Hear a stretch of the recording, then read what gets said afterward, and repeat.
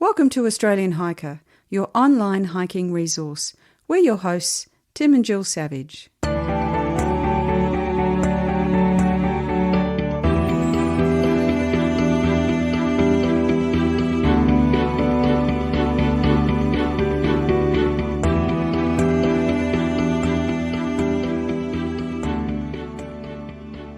This is episode 172 of the Australian Hiker podcast, and our last podcast for 2020.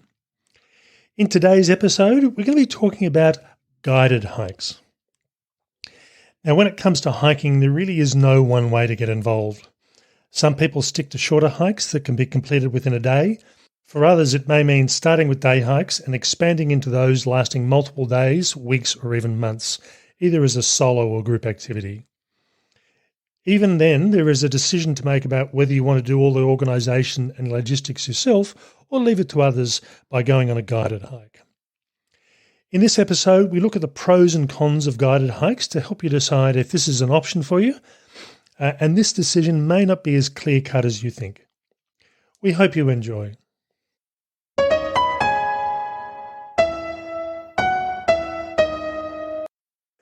What is a guided hike?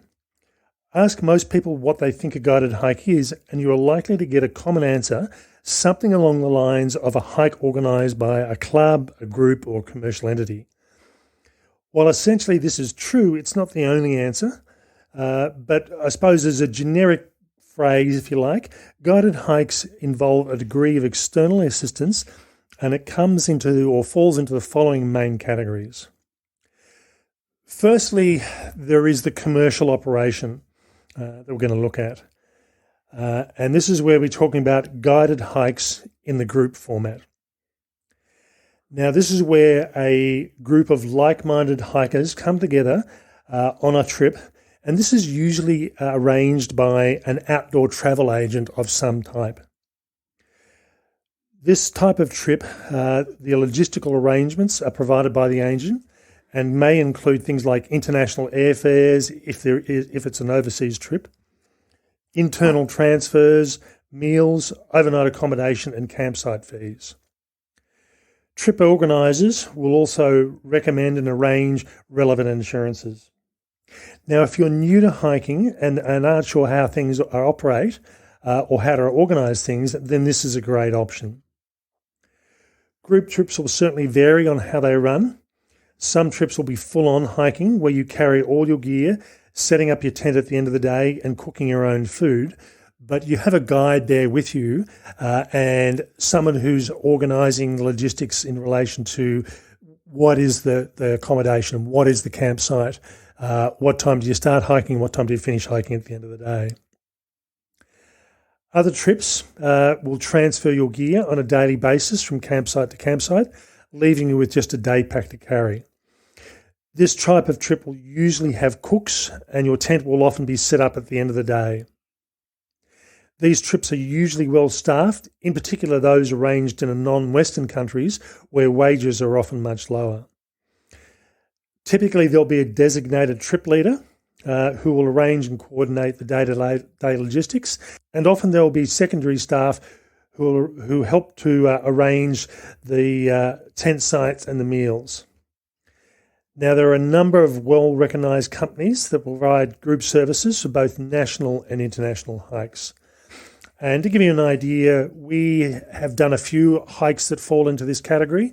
One in South America, which was done in 2006, and another one done in 2012 in relation to Bhutan.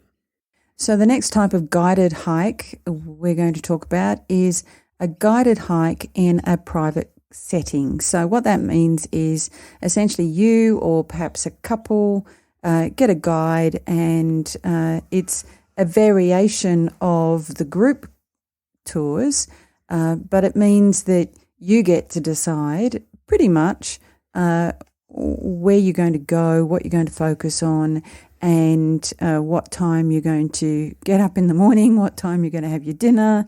So it's much more centred around you and what you want to see and what you want to experience. Now, I think the big thing with this one is with less people and full control pretty much over what's happening on the hike, you will expect to pay probably quite a substantial bonus on this one in relation to there how are much ups and downs, aren't there? which is how much the trip's going to cost you. No people, lots of money.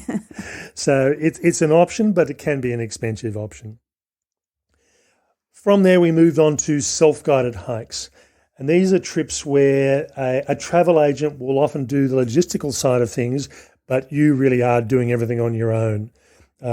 And in previous episodes, we've talked about one of the hikes in Japan, and we interviewed as part of that one of the organisers who organises trips, and he'll take both guided trips, but he'll also arrange self-guided trips. So he'll arrange the accommodation, he'll deal with everything, and you just have to know what accommodation you need to be at the end of a particular day. The food's all organised. So really, you're leaving the more difficult and fiddly stuff to him, but you're doing the walk yourself. Yeah, and you don't just get an itinerary and, show up here, do this.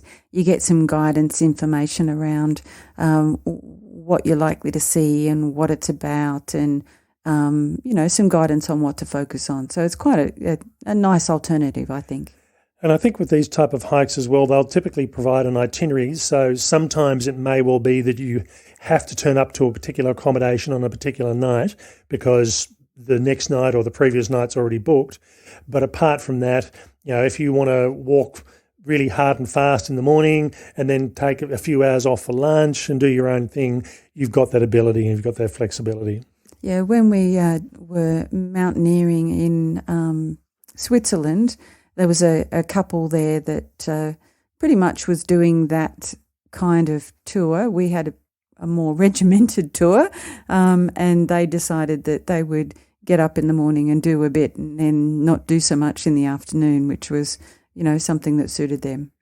One thing while Jill mentioned that Switzerland trip, we actually booked onto a group hike, or group trip, and it was designed as to teach you how to do mountaineering, the basics anyway. I don't think we'd ever call ourselves mountaineers. No. But it was interesting. It gave us hiking experience in the snow and on ice. But we ended up being just the two of us anyway, because the trip will run from a minimum of two people, and we just happened to be there on the day.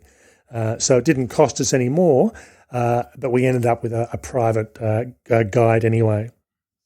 Now, the next type of hiking experience we're going to talk about is one associated with clubs. And if you go anywhere in Australia, whether it's town or city, there will be a bushwalking club.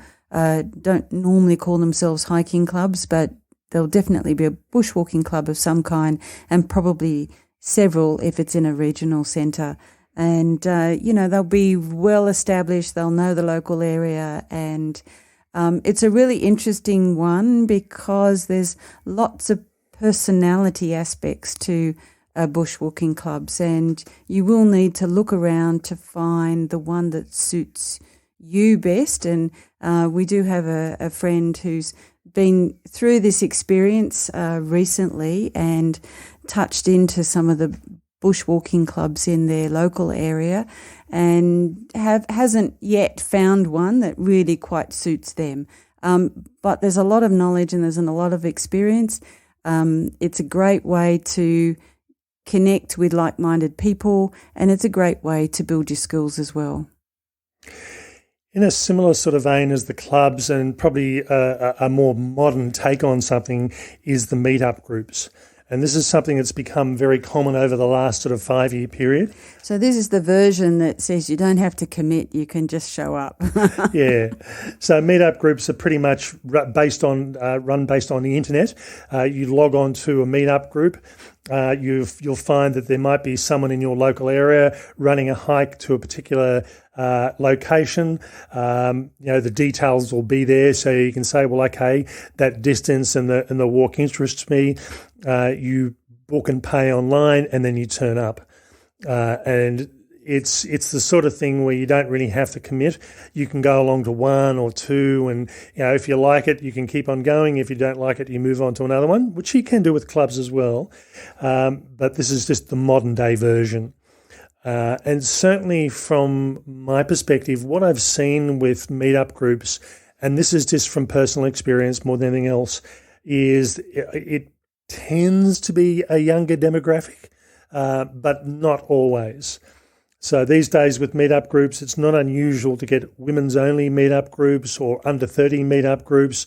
It's not uncommon for them to target. So whereas bushwalking clubs are pretty much open to everybody and anybody, the meetup groups will often target to particular demographics, which means that if you're looking for a female-only group or a younger person's group, you know that everybody else on the trip is likely to be in the same sort of demographic. Yeah, and I think the nice thing about that is that you're connecting on a number of different levels. It's not just about the hiking itself. It's about, people who've got potentially similar experiences, if you're talking about the under 30s and so on. So, it's a nice way to also meet some new friends, I think.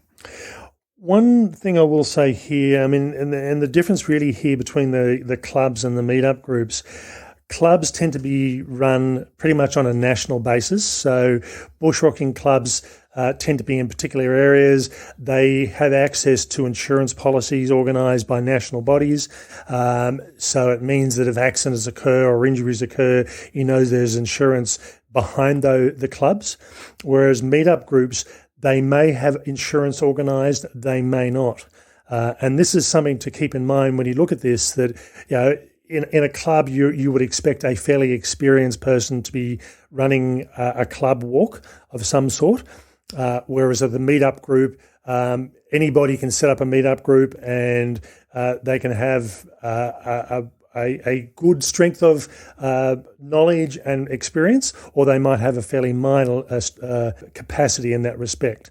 So again, it's the sort of thing, it's just like the clubs, you need to find one that suits you with what it is, but also have a look and see if they are offering insurance, just in case, however unlikely it may be, that something does go wrong.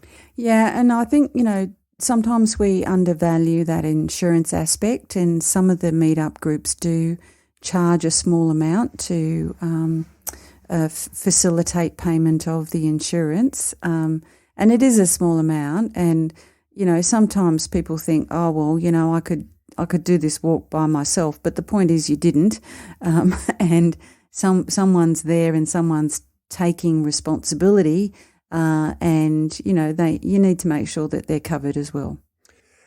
Now, while we've been talking about commercial guided tours, there's also the option of having non-commercial guiding.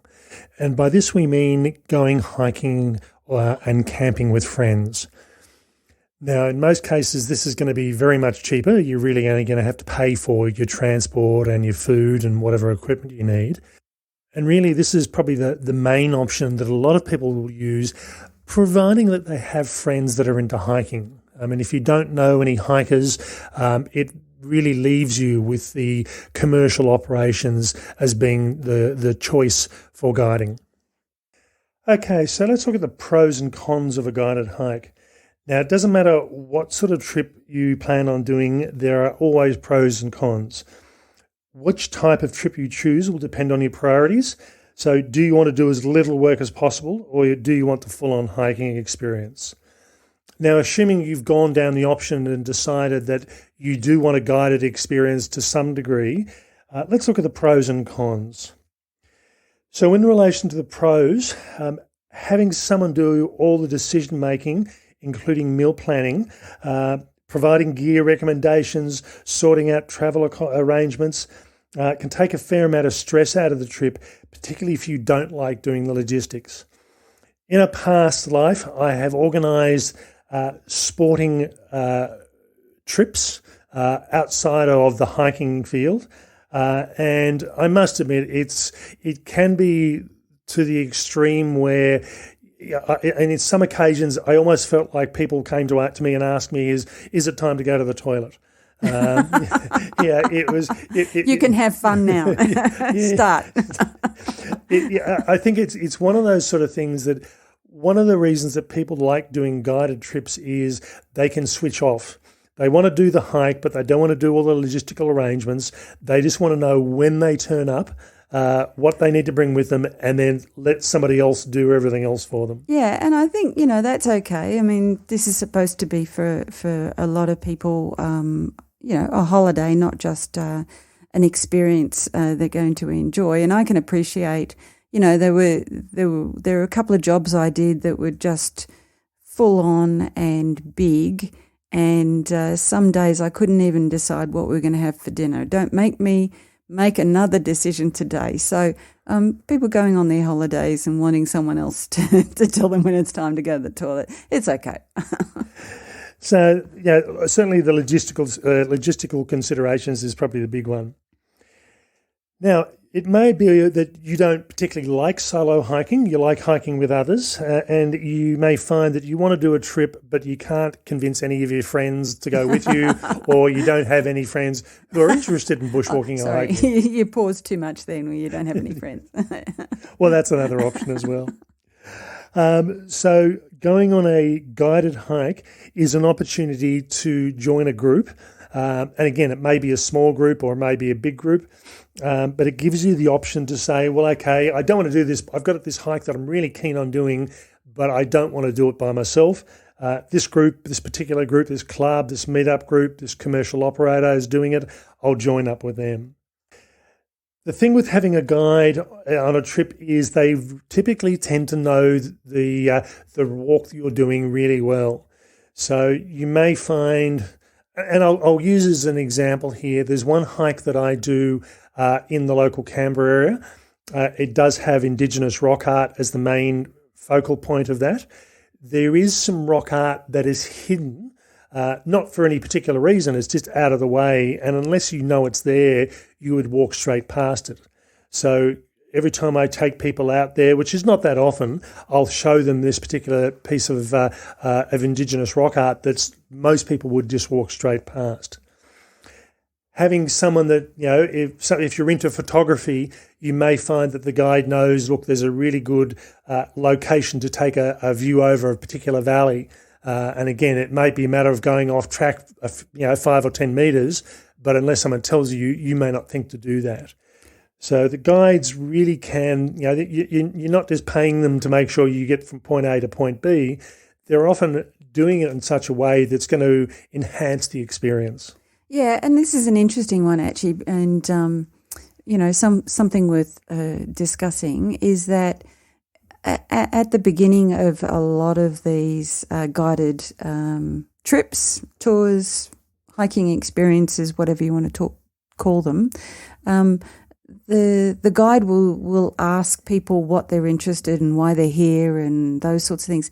And when I think about it, you get some really kind of standard answers. This is something I always wanted to do, all that kind of stuff.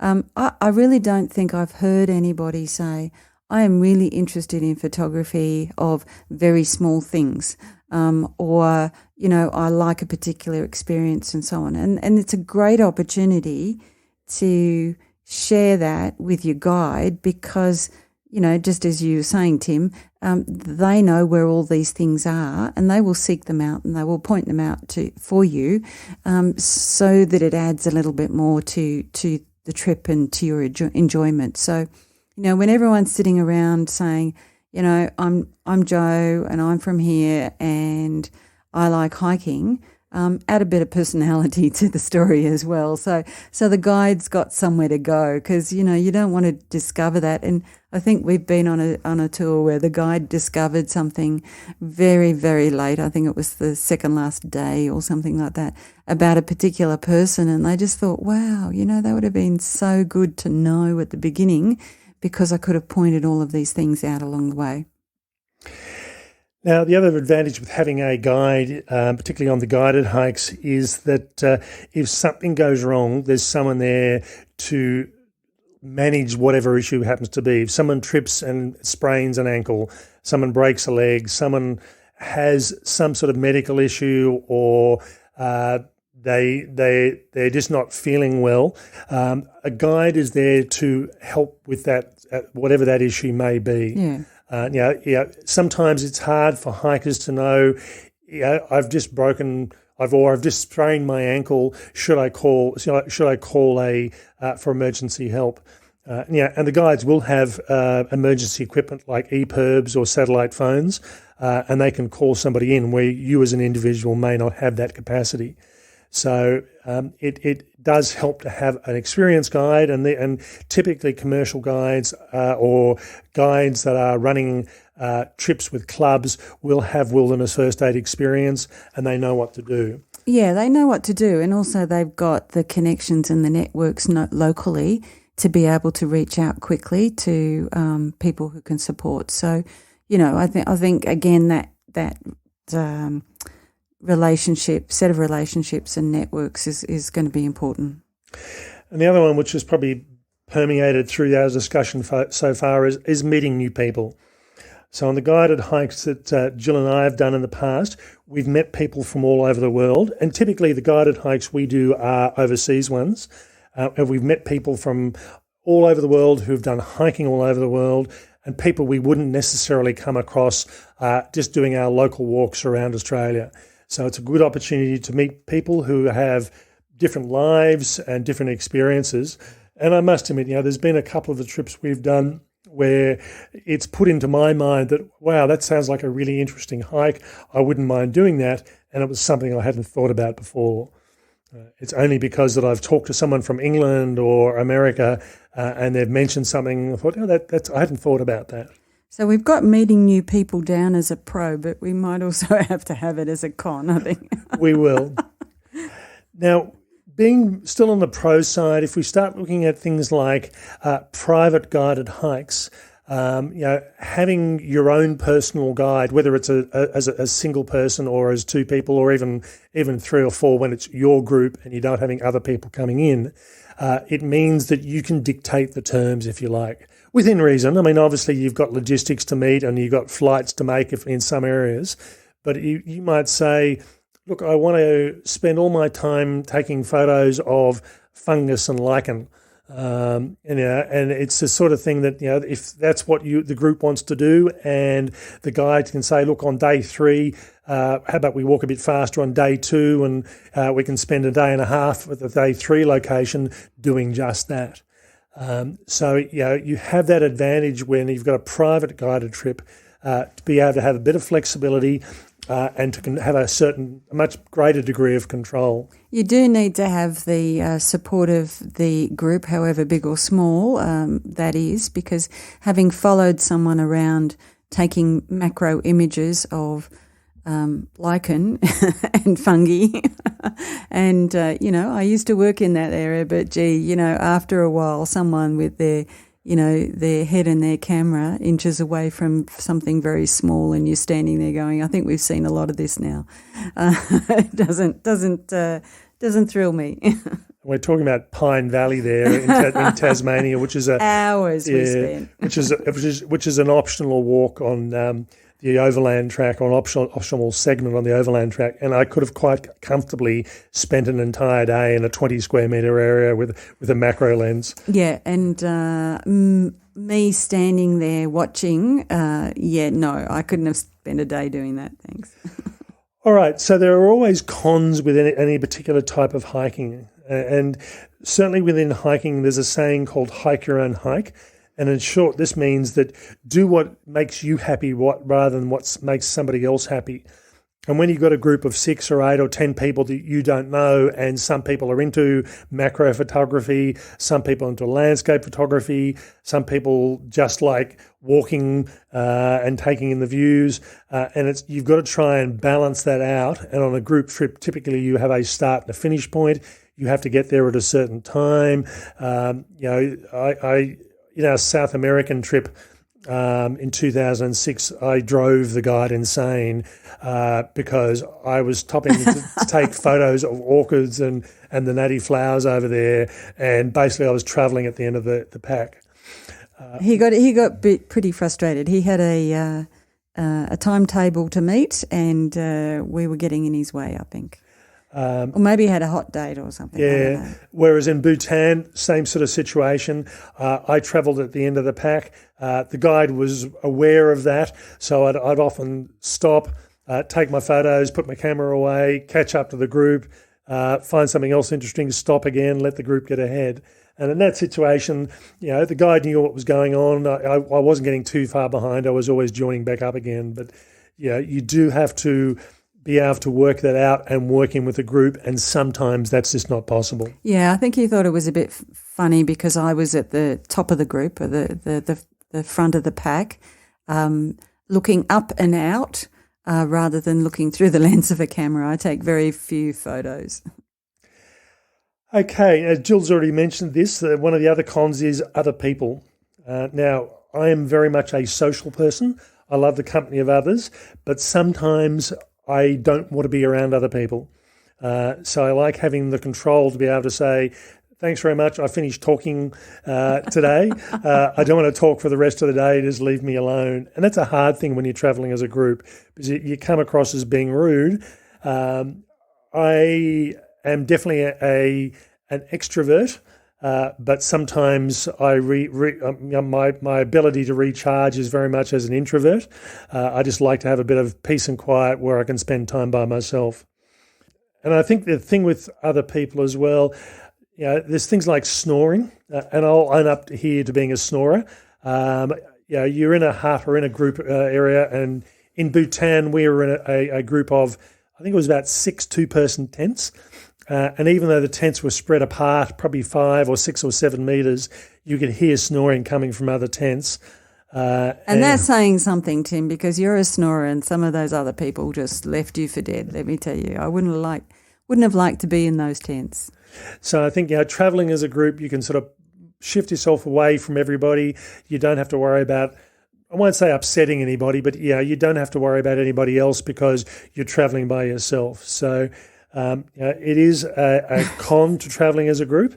Well, I definitely upset a few people when the younger women in the group decided on our Bhutan trip that it was okay for the guide to carry them across a shallow creek because the water was cold and they didn't want to take their boots off and get their feet even colder.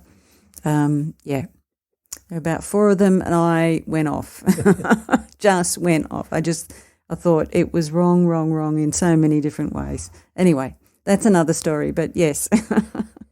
And last but not least, probably the most obvious one is the cost.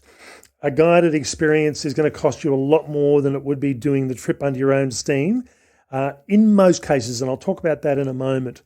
But just to give you an idea, if you think about the Overland Track, which is probably our best known multi-day track in Australia, you can, you fly into Launceston typically, you get transfers to the trailhead, and then you start walking, and then you get picked up at the other end and taken back to Launceston or Hobart or wherever it is you're going. But really you've got the cost of the permit to do the track, and that's pretty much about it, and your food. There is a company in Tasmania that does luxury guided trips, and I was looking at their website just before I recorded this, and a 6-day trip with them was, depending on the time of the year, was approximately $3,600 to $3,900. But you got to sleep in a cabin at the end of the night. You got someone coming to cook your food. You got all non-alcoholic beverages. You got a selection of Tasmanian wines, and you had a small group to work with as well. That sounds like a good deal to me. It is. So, but I presume you're carrying a smaller pack? And you're carrying... Oh, yes. You're carrying a smaller pack as well, because you're not having to worry about tents and sleeping bags or carrying your food. Really what you're doing is just carrying what you need for the day. And you might actually have your extra clothing, but it's not a full pack. So it means that you've got someone guiding you. You've got a luxury. You can have a warm shower, and you can have a good meal at the end of the day and a glass of wine. It's an interesting one, and I think going back to Hike Your Own Hike, this is about what's important to you, and those sorts of things. There's obviously a cost that would be beyond most people. But if that's really, really, really important to you, then, you know, you'll save up for that and you'll put that on your bucket list and all of that kind of good stuff. So it's not about just what you can afford. It's what's more important and what kind of experience you're looking for. And it may be from either a medical perspective or a fitness perspective. You can't do a self-guided hike and carry a full pack, and this is a good option and a good alternative. We, a few years ago, did the Kangaroo Island Wilderness Trail, and we had a non-hiking friend join us. And she was concerned because she had ankle issues about whether she could do the trip or not. And back issues and whether she could carry the pack. Yeah. So one of the options down on that trail was that someone would actually come through and pick up your pack in the morning and drop it off to the next campsite. So all her additional stuff, her tent, her sleeping bag, all the stuff that she didn't need for the day, just got dropped ahead of her, which means all she was carrying was a day pack, and that was it. Yeah, and it was secure. It was in a locked, sometimes container, sometimes it was a trailer, but it was all locked away. And she had a code. All she had to do was unlock it, grab her bag, and put up her tent. Though it was going to be cheaper if two or more went in with the same arrangement, and she did ask me if I'd like to do that, and Tim told me I wasn't allowed. I had to carry my pack. Now, we did say that quite often that a guided experience can be more expensive, and I'll use an example, and there are a couple of countries around the world that do this. So on our Bhutan trip, I'd heard stories before going that it's an expensive trip, and it's expensive because they limit the number of people that can do it. Now, when we talked to a couple of people about this, that the guide included, what it ended up being, the reason for the limit was twofold. Firstly, there was one international airport at that time, which meant that there's only so many people who could physically fly into the country. The other thing is that there's nothing stopping you doing your own trip in Bhutan. However, the permit cost increases quite dramatically.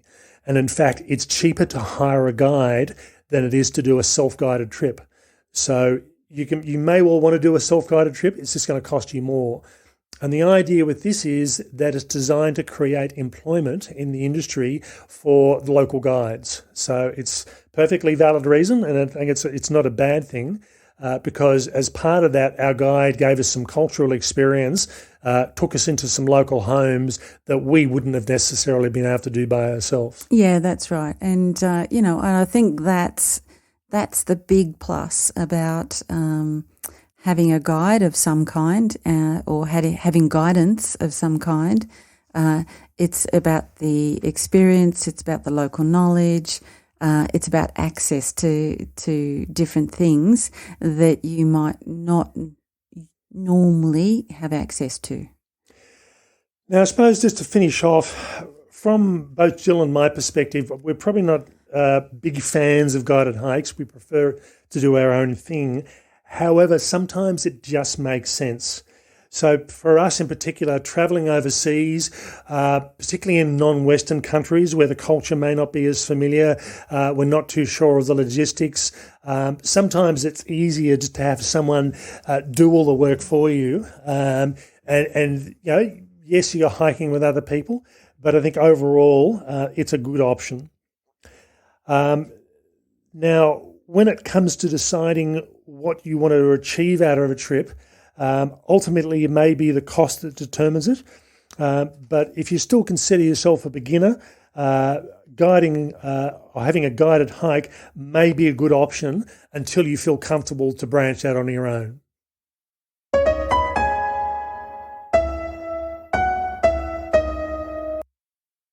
Okay, that's it for today's podcast. We hope you found this interesting.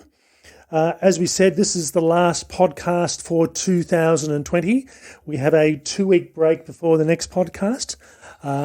And I'm getting back, assuming we don't have any more bushfires or any more COVID-related issues, I'll be getting back into a more regular scheduling of interviews, trail reviews, and hiking practice. We'll talk a bit more about that in the first podcast of 2021. Okay, that's all for me. Bye for now. And bye from me.